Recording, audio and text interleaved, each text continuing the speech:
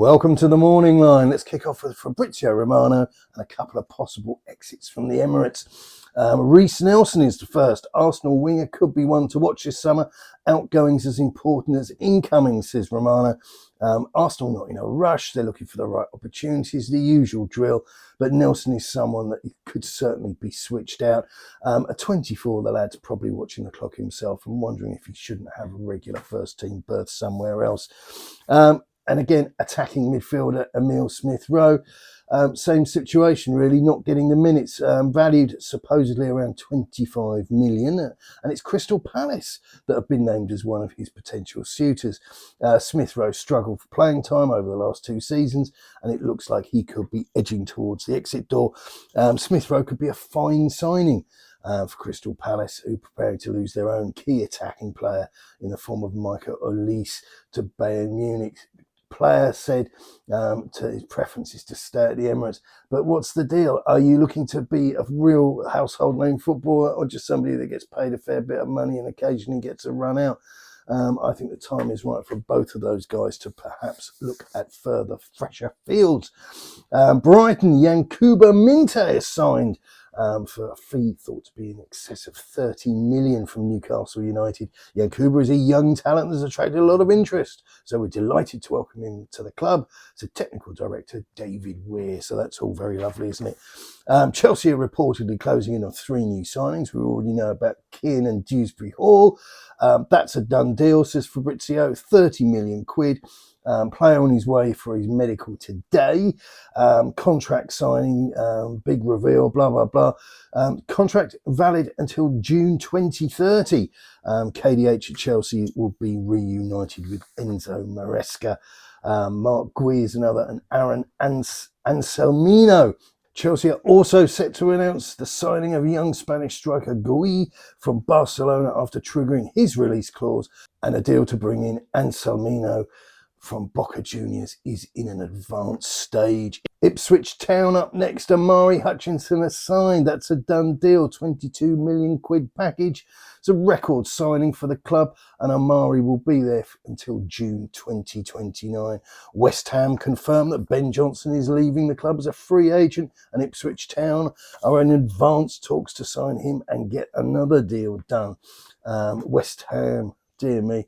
West Ham are linked with Clement Lenglet. Used to be at Spurs for a while, some may recall. Reports suggest the Hammers could snap up the out-of-favour Barcelona defender. One piece of advice for you: don't do it, lads. Do not do it. He's all right, but he's not anything better than all right.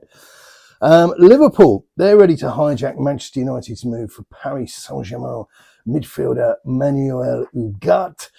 Slot believes that the Merseyside club were unable to replace Fabinho, and they need an addition in that area of the pitch in order to become a better team. There's a little bit of background to this. Last season, the Reds attempted to entice a defensive midfielder, but he ultimately chose to leave Sporting CP and sign for PSG. Jurgen Klopp signed Wataru Endo, but that midfielder's failed to make the necessary impact at Anfield, and the Reds need greater depth and quality. Stumbling block, the player's got 4 years left on his PSG deal and will not be cheap. Manchester City, the Mirror, believe that right-back Joshua Kimmich could be available for £30 million and wants to play for City as opposed to Arsenal or Liverpool. This is just a textbook teenage intern piece of rubbish. Mirror's a sham of a newspaper. Kimmich is 29. Manchester City up to their neck in all sorts of grief, and do they really need an ageing guy like that? It's probably no, is the answer.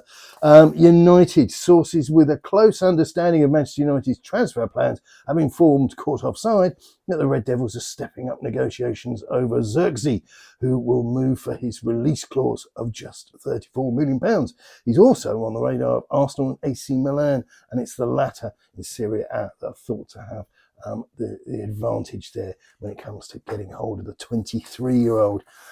Tottenham Hotspur suddenly in pole position for Archie Gray after a bid from Brentford was dismissed late last week.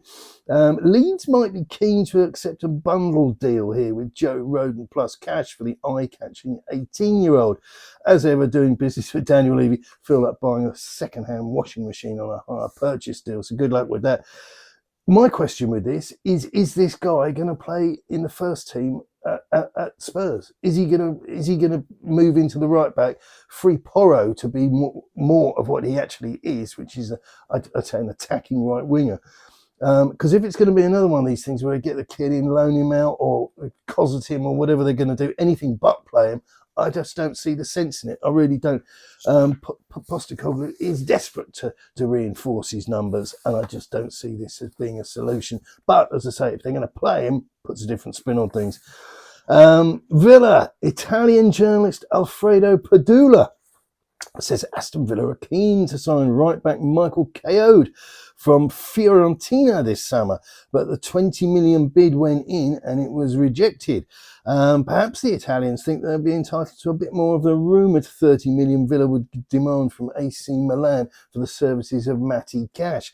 I think that could well sort itself out, and it will probably be the case that Aston Villa want to get paid before they shop again. But we'll see how that pans out. Certainly looks like we certainly know that 20 million won't do it, that's for sure. And finally, the comedy item, if you will, England eventually beat the mighty Slovenia last night. Dreadful game to watch in the main, absolutely was. It was good seeing them win. The goals were good. There's no two ways about it, but it took forever. After the match, Declan Rice was caught in a heated altercation with the Slovenia manager and a lip reader. That's right, folks, a lip reader. So all that works. Don't make a note of that. Daily Mail have informed that lip reader Jeremy Freeman has worked out what the two men said, and well, rather what Rice said, which was supposedly "Shut up, pussy," oi, shut up, you bald. England plays Switzerland in the quarterfinals on July the 6th. That's it for now. Good luck. See you in the morning.